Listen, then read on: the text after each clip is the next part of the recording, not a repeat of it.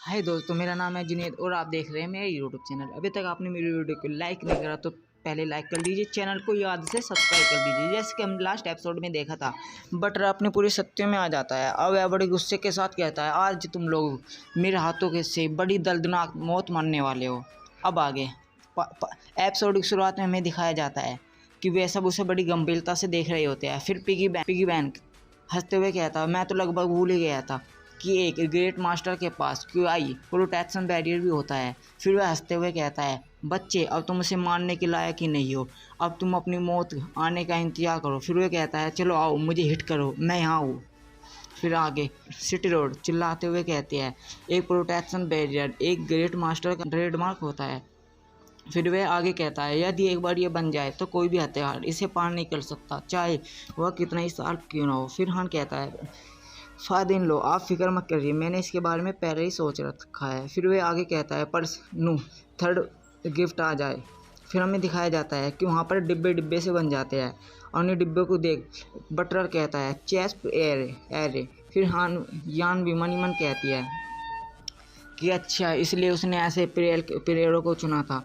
फिर हान आगे आते हुए कहता है, अब तो बाजी बदल चुकी है, जो कोई भी खेलेगा वही आगे बढ़ेगा। अब मैं पूछ रहा हूँ, सीनियर गो, अब आप क्या करोगे। फिर हमें दिखाया जाता है कि वह बीचों बीच में खड़ा होता है बटलर, और बटलर अपने आसपास बैरियर बना लेता है क्योंकि ऊपर से एक बड़ी तेज चीज़ उसके बैरियर पर आकर रखती है। वह फिर कहता है, तुम क्या सोचते हो, तुम मेरे प्रोटेक्शन बैरियर को इन चीप ट्रिक्स से तोड़ दोगे। फिर हमें दिखाया जाता है उसके ऊपर एक और हथौड़ा आकर, हथौड़े के ऊपर एक और हथौड़ा लगता है। फिर वो कहता है, ये क्या है। फिर वो कहता है, इससे क्या फ़र्क पड़ता है। फिर वे हमें दिखाया जाता है ऊपर से लगातार एक सांस में हथौड़े बजने शुरू हो जाते हैं। फिर बटलर हंसते हुए कहता है, तुम्हें नहीं पता, मैंने बड़े आसानी से अब भी रोक सकता हूँ। फिर ऊपर से हथौड़े बजने शुरू हो जाते हैं। वो कहता है, मैं अब वह उसे टेंशन होने लग जाती है। मैं थोड़ी देर बाद दिखाई जाता है कि वहाँ पर एक क्रैक की आवाज़ आती है।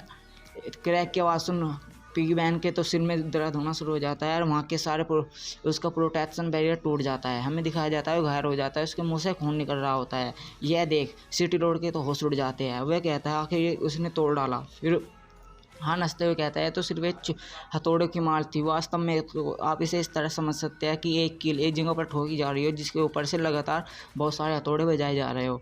फिर बटर के मुंह से खून आने लगता है। बटर को बहुत ज़्यादा गुस्सा आता है। वो कहता है, डैम इट, और हथौड़ों में बजाना शुरू कर देता है, सारे हथौड़े के चूरम चूरे कर देता है। फिर वो कहता है, आओ अब दिखाओ तुम में है कितना दम। फिर वो कहता है, तुम अपनी चीप स्टिक्स मत दिखाना, और उसके हाथों में भी सुई सुई सी रहती है। लेकिन हमें दिखाया जाता है अचानक ये सुई आती है और उसके आंखों में घुस जाती है और उसकी आंखों से खून आना शुरू हो जाता है। और फिर हान मन ही मन कहता है, यह तो सिर्फ एक चारे के तौर पर चारा है, जो खतरनाक खतरे हैं वे तो छुपे पड़े हैं और जो तुम्हें दिखाई भी नहीं दे रहे।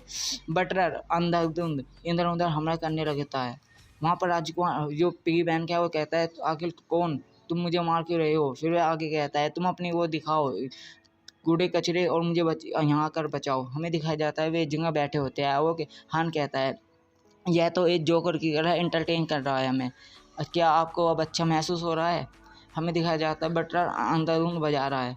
फिर हमें आगे दिखाया जाता है, हान यान से कहता है, क्या तुम इन्हें खाना चाहोगी। हान कहती है, हाँ ज़रूर। फिर हमें दिखाया जाता है, वो हान कहता है, चलो अगर राउंड शुरू करते हैं।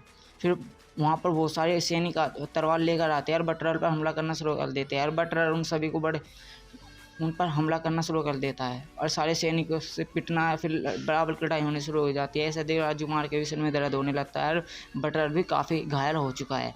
फिर पिगी बैंक कहता है, ये मेरी आंखों को क्या दिखाया जा रहा है, ये फर्स्ट एरम के बंदे एक महान ग्रेट मास्टर को पीट रहे हैं। फिर यह देखने के बाद तो सिटी रोड के भी होश उड़ जाते हैं। वे कहते हैं, एक फर्स्ट ग्रेड मास्टर को 30 सैनिक पीट रहे हैं।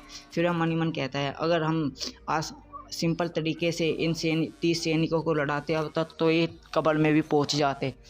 फिर हन सामने आता है और कहता है, सीनियर जाओ, क्या आपको मुझे उम्मीद है आपको मेरे गिफ्ट पसंद आए होंगे।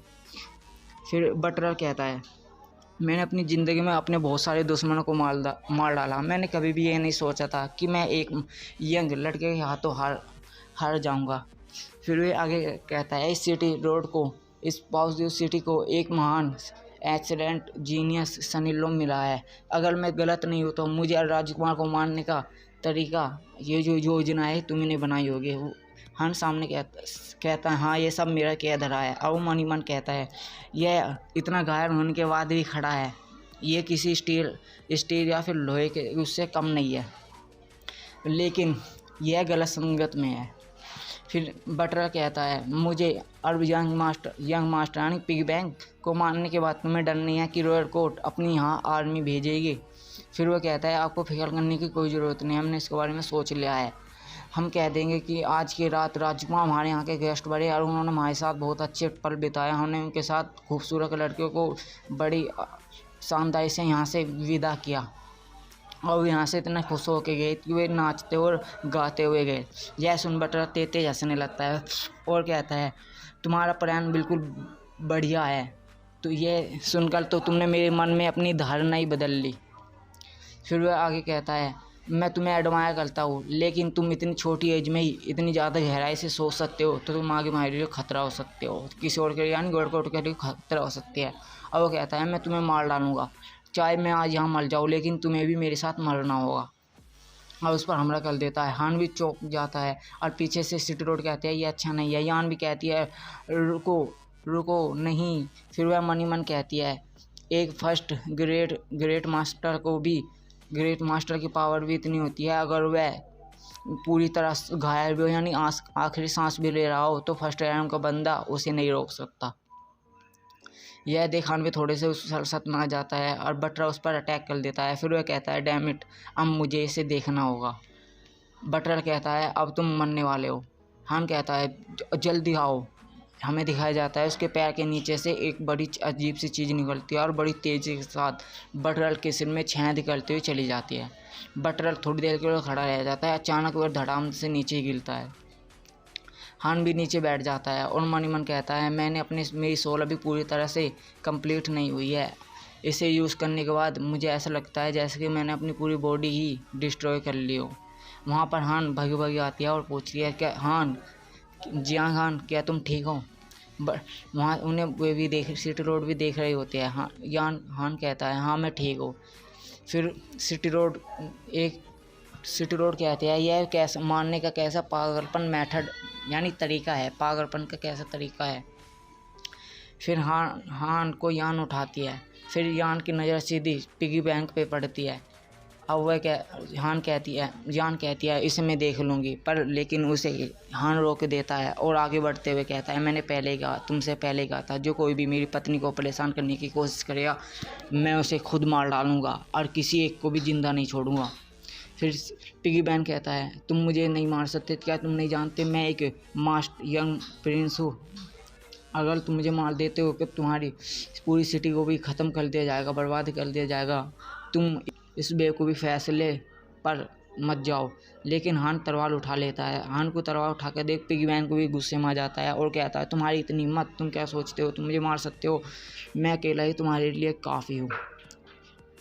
अब उसको बढ़ने लगता है कि आपने कभी अपनी ज़िंदगी में पिग को उड़ते हुए देखा है, आज देख लीजिए।